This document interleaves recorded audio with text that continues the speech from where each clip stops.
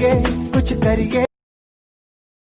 सौंप दिया इस जीवन का सब भार तुम्हारे हाथों में, अब जीत तुम्हारे हाथों में और हार तुम्हारे हाथों में। उस परम पिता परमेश्वर को याद करते हुए आज हम पढ़ेंगे जयशंकर प्रसाद की रचना प्रभु। तो सबसे पहले छायावाद के प्रमुख स्तंभ, जिनमें जयशंकर प्रसाद, सूर्यकांत त्रिपाठी निराला, सुमित्रा नंदन पंत और महादेवी जी को शामिल किया जाता है। तो उसमें से एक प्रमुख स्तंभ श्रेष्ठ कवि, नाटककार, निबंधकार जयशंकर प्रसाद जी के विषय में हम आइए देखते हैं। इनका जन्म 1889 ईस्वी में काशी के बहुत ही प्रसिद्ध सुगनी साहू परिवार में इनका जन्म हुआ था और प्रारंभिक शिक्षा इनकी घर पर ही और बाद में इन्हें क्वींस कॉलेज में अध्ययन हेतु भेजा गया था। संस्कृत, हिंदी, उर्दू, फारसी और अंग्रेजी का ये बहुत ही अच्छा ज्ञान रखते थे। हिंदू नामक मासिक पत्रिका का इन्होंने संपादन किया था। उस समय की बहुत ही प्रसिद्ध पत्रिका ये पत्रिका हुआ करती थी। इनकी प्रमुख रचनाएं काव्य आंसू, लहर, झरना, कामायनी, प्रेम पथिक, चित्राधार। अब इसमें इनकी कुछ कुछ मुख्य दी गई है, लेकिन अब आपके सामने इनकी काव्य, नाटक, उपन्यास, कहानी वो सभी दे रखी है। और 3 नंबर का आता है कवि परिचय, तो आपको याद करने में भी थोड़ी सी दिक्कत रहेगी। चलो थोड़ी सी हम भी हेल्प कर देते हैं आपकी। काव्य जैसे थोड़ी सी अब हिंदी के विद्यार्थी हैं तो उस समय थोड़ी कल्पना आपको करनी पड़ेगी। एक महिला बैठी हुई है, कामायनी नाम है उसका, उसके आंसू आ रहे हैं। आंसू आते हैं तो अंदर से लहर सी उठ रही है और आंसुओं का झरना बह रहा है। तो लहर, आंसू, झरना किसके? कामायनी के, क्योंकि वो कहाँ चली है? प्रेम पथिक पर चली गई है, प्रेम के रास्ते पर चली गई है। किसकी वजह से? उसका आधार क्या है? एक फोटो देख लिया है उसने, चित्र देख लिया है। तो चित्राधार, आंसू, लहर, झरना, कामायनी, प्रेम पथिक, चित्राधार।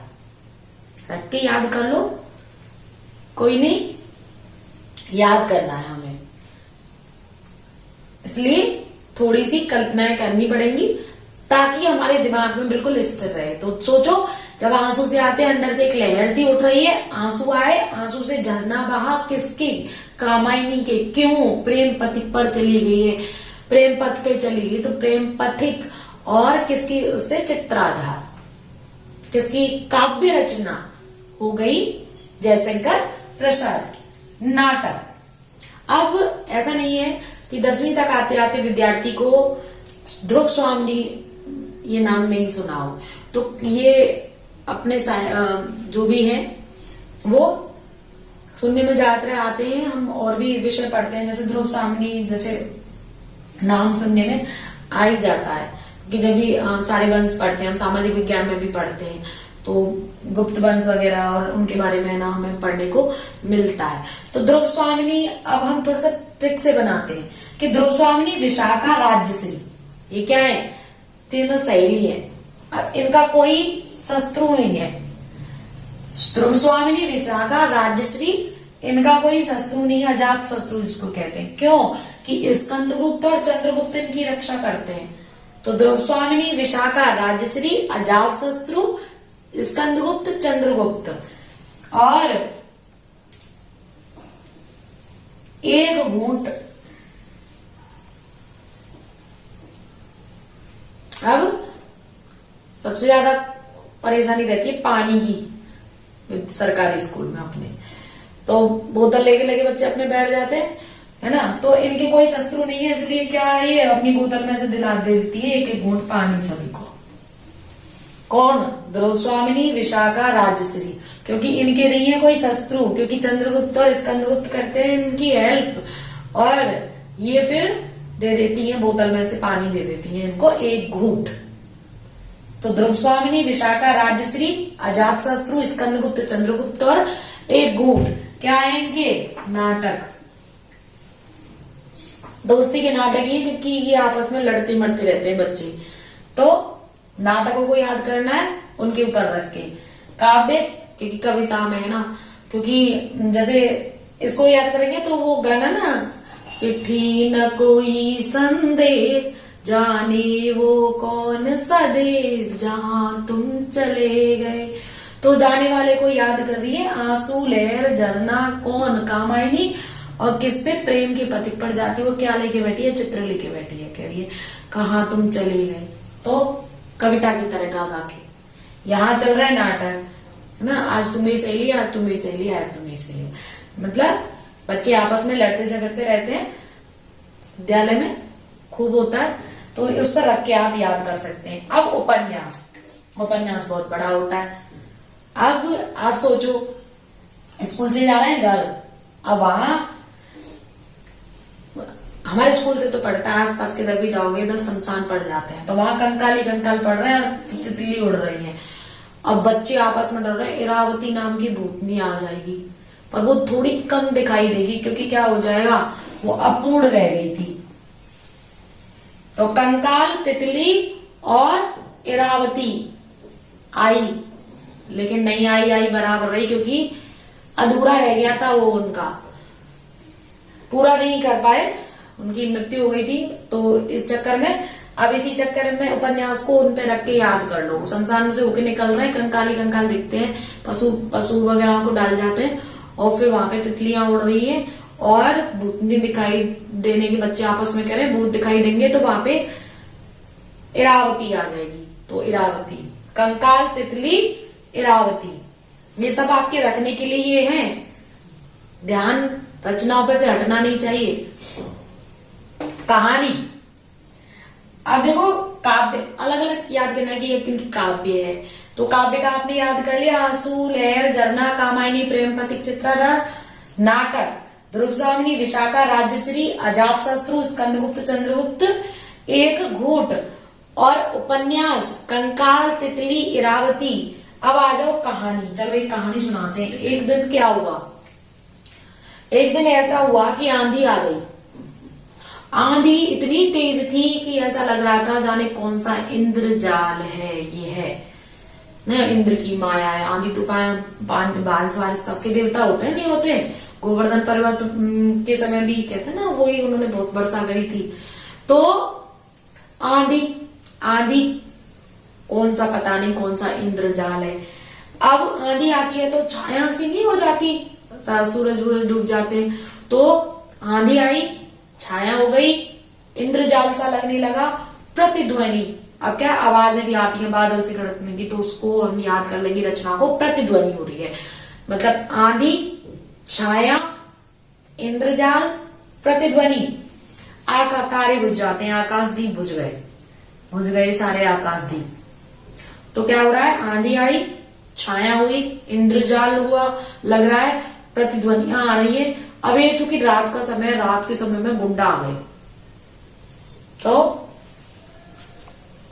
अब पड़ोसियों ने मिलके है ना उन गुंडाओं को पकड़ लिया और उनको पीटा और पुलिस में दे दिया। तो उनको मिला पुरस्कार।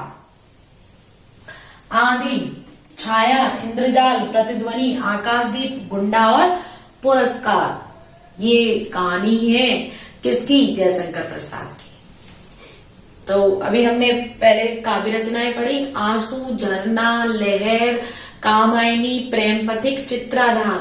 और फिर उसके बाद हमने पढ़े नाटक, तो ध्रुव स्वामिनी, विशाखा और राजश्री, अजात शत्रु, स्कंदगुप्त, चंद्रगुप्त और एक घूट। और उपन्यास, कंकाल, तितली, इरावती। कहानी, आंधी, भूलना नहीं, आंधी होगी तो छाया होगी, ऐसे लगेगा पता नहीं कौन सा इंद्रजाल है। इंद्रजाल होगा तो प्रतिध्वनि होगी तो क्या हो जाएगा, गुंडे, आकाशदीप बुझ जाएंगे, तो घर में गुंडे आ गए और जब उनको पीटा तो क्या मिला, पुरस्कार। ठीक है। एक निबंध है, वो सीधे सीधे याद कर लो, काव्य कला तथा अन्य निबंध, क्योंकि ऐसे भी याद कर सकते हो किस कला से मैंने तुम्हें ये याद कराया। तो काव्य कला और निबंध। ये कवि और वैसे इन सभी विधाओं में इन्होंने लिखा है, क्योंकि आप देख रहे हो काव्य, नाटक, उपन्यास, कहानी, निबंध, लेकिन इनको कवि और नाटककार के रूप में ख्याति प्राप्त हुई। किसके रूप में? कवि और नाटककार के रूप में। सत्यम शिवम सुंदरम का जीता जागता उदाहरण इनका काव्य है। मानव सौंदर्य के साथ साथ प्रकृति सौंदर्य का भी सजीव और मौलिक वर्णन इन्होंने किया है। ब्रजभाषा और खड़ी बोली का इन्होंने प्रयोग किया है और इनकी जो भाषा है वह संस्कृत निष्ठ है। इस तरह से हमने अभी जयशंकर प्रसाद जी के विषय में पढ़ा और सभी कवियों और लेखकों को आप इसी तरह से किसी न किसी चीज पर रखकर याद कर सकते हो, क्योंकि हिंदी में बहुत सारे लेखक और कवि आपको याद करने होते हैं, तो आप थोड़ी सी कल्पना करके उनको याद कर सकते हो। 3 नंबर आपके पक्के हो जाते हैं, क्योंकि वो तो आएगा ही आएगा। और अगर आपको कवि परिचय याद है, हिंदी के 10वीं के पेपर में देखिए, ज्यादा उसकी जरूरत नहीं होती, क्योंकि जब आपको व्याख्या करने के लिए आती है तो पंक्तियां आपके पास रहती हैं। कवि परिचय और लेखक परिचय आपने याद कर लिया, मान लो उससे संबंधित कोई प्रश्न आता है तो आप कवि परिचय में से भी लिख सकते हो, उन पंक्तियों में से भी लिख सकते हो और थोड़ा थोड़ा पढ़ सकते हो। तो हिंदी में बहुत अच्छे नंबर आप इस तरह से ला सकते हैं हिंदी। तो अब हम पढ़ेंगे प्रभु कविता और उसको हम सबसे पहले गा के पढ़ेंगे। विमल इंदु की विशाल किरणें प्रकाश तेरा बता रही है। स्वच्छ, विमल माने स्वच्छ, इंदु चंद्रमा की विशाल बड़े बड़ी किरणें हे प्रभु तुम्हारे इस प्रकाश को बता रही है, तुम्हारी इस चमक को बता रही है। अनादि हे ईश्वर, जिनका कोई अनादि यानी इसका कोई प्रारंभ ना हो, हे ईश्वर, हे भगवान, आप तो अनाद हैं और आपकी माया कैसी है, अनंत जगत को लीला दिखा रही हैं। और ये चंद्रमा की किरणें आपके इस अनाद रूप को और आपकी अनंत माया को, इस संसार को दिखा रही है। ये जितनी ये विशाल विस्तृत ये किरणें हैं चंद्रमा की, वह आपके अनाद होने का और आपकी माया के अनंत होने का जगत को लीला रूप में दिखा रही है।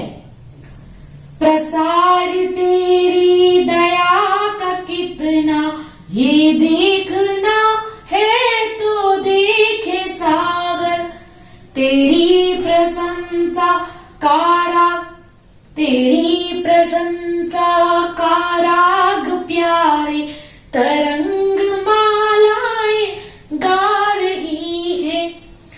अगर ईश्वर की दया का प्रसार देखना है कि दया कितनी है, हर एक प्रत्येक मनुष्य पर ईश्वर कितनी दया करते हैं, कितना उसका उपकार करते हैं, तो व्यक्ति सादृश्य रूप में समुद्र को देख ले। जिस तरह समुद्र में जल अथाह होता है, उसी तरह से ईश्वर की दया हम सभी मनुष्यों पर अथाह होती है। और जब आपके प्रशंसा में गाए हुए गीत को देखना है तो समुद्र में उठती तरंग लहरों को देख ले, क्योंकि वो क्या कर रही है, ऐसा लग रहा है जैसे तरंग जैसे उठती है तो वह ईश्वर की प्रशंसा में कोई गीत गा रही हो। तेरी प्रशंसा का राग प्यारे तरंग मालाएं गा रही है। अच्छा, आगे का पढ़ते हैं। तुम्हारा स्मित हो जिसे निरखना, और हे प्रभु तुम्हारा जिसको मुस्कुराना देखना हो वह देख सकता है चंद्रिका को, चांदनी को। चंद्रिका माने चांदनी। और जिसको देखना हो आपका मुस्कुराना, स्मित माने मुस्कुराना देखना हो, तो वह चंद्रमा की चांदनी जिस तरह से खिलती है उस तरह से आपकी मुस्कुराहट को देख सकता है कि संपूर्ण प्रकृति में प्रभु आपके विद्यमान हो। और तुम्हारे हंसने की धुन में नदियां निनाद करती जा रही है। जैसे नदियों में कल कल कल कल करके जल बहता है, वह उस तरह से है मानो ईश्वर अपनी ही धुन में क्या कर रहे हो, हंस रहे हो। तो नदियां ऐसी लग रही हैं जैसे प्रभु अपनी धुन में हंस रहे हो। उसी तरह से अगर किसी को आपका हंसना देखना हो तो बहती हुई नदियों का जो कल कल की ध्वनि है उसको सुन ले। तुम्हारा स्मित हो जिसे निरखना, वो देख सकता है चंद्रिका को। तुम्हारे हंसने की धुन में नदियां निनाद करती ही जा रही है। विमल इंदु की विशाल किरण प्रकाश तेरा बता रही है। अब अगर किसी को प्रभु के मंदिर में दीपों की माला देखनी हो तो वह यामिनी में, रात्रि में, विशाल मंदिर की यामिनी में जिसे देखना हो दीप माला, प्रभु के मंदिर में जिसको दीपों की माला देखनी हो वो रात्रि में, तो तारक गण की ज्योति, उसकी जो तारे रात्रि में चमक रहे होते हैं वो उनको देख सकता है। वह पता अनूठा बता रही है। यानी जो तारक गण है वो प्रभु के मंदिर में दीपक के समान है। विशाल मंदिर की यामिनी में, विशाल माने बड़े मंदिर, प्रभु के बड़े मंदिर की दीपक माला जिसको देखनी हो वह तारक गण को देख सकता है। यानी तारक गण प्रभु के मंदिर के दीपक के समान है। विशाल मंदिर की यामिनी में जिसे देखना हो दीप माला, तो तारक गण की ज्योति उसका पता अनूठा बता रही है। प्रभु प्रेम में प्रकाश तुम हो, प्रकृति पद्मिनी के अंशमाली। और जो कमलिनी होती है वो सूर्य के प्रकाश से खिलती है, तो प्रकृति के लिए तुम प्रेम में प्रकाश हो। इस प्रकृति के असीम उपवन के तुम हो माली। और ये प्रकृति रूपी जो सुंदर सुंदर फूल, पेड़, पौधे जितने भी खिले हुए हैं उसकी माली तुम हो। यानी पूरी सृष्टि के पालन पोषण करता आप ही हो, चाहे वो प्रकृति है, चाहे वो मनुष्य है। और धरा बराबर बता रही है, चाहे वो मनुष्य है, चाहे वो पेड़ पौधे हैं, चाहे वो प्राकृतिक सौंदर्य है, तरह तरह के जो खिले हुए हैं वह पूरी पृथ्वी ये पता बता रही है कि इस पूरी प्रकृति के माली आप ही हैं, आप ही पोषण पालन करते हैं। तो प्रभु प्रेम में प्रकाश तुम हो, और आपके इस प्रेम में प्रकाश से ही यह प्रकृति हरी भरी रहती है। जैसे कमलिनी सूर्य के प्रकाश से खुलती है, उसी तरह से हे प्रभु आपके प्रकाश से यह प्रकृति, ये मनुष्य सभी बने हुए हैं। प्रभु प्रेम में प्रकाश तुम हो, प्रकृति पद्मिनी के अंशुमाली। असीम उपवन के तुम हो माली, धरा बराबर बता रही है। जो तेरी होवे दया दयानिधि, हे दयानिधि, जब आपकी कृपा होती है तो पूर्ण होता ही है मनोरथ। सारी मनोकामनाएं हमारी आपकी दया से ही पूरी होती है। सभी ये कहते पुकार करके, क्योंकि पुकार करके क्यों कहते हैं, सभी के मन में यही एक आशा है, विश्वास है, यही तो आशा दिला रही है। यही आशा, यही विश्वास सभी को मजबूती दिला रहा है। और सभी ये पुकार करके कहते हैं कि आपकी दया से ही सारे कार्य संपन्न होंगे, और ये हमारा विश्वास है। तो आपने पढ़ी प्रभु कविता। विमल इंदु की विशाल किरण प्रकाश तेरा बता रही है। तो आगे हम पढ़ेंगे एक नया पाठ, और इस आने वाले पाठ को भूलिएगा मत, क्योंकि अगला पार्ट है लक्ष्मी बाई। खूब लड़ी मर्दानी वह तो झांसी वाली रानी थी। तो बने रहिए आप एनजे चौधरी के साथ।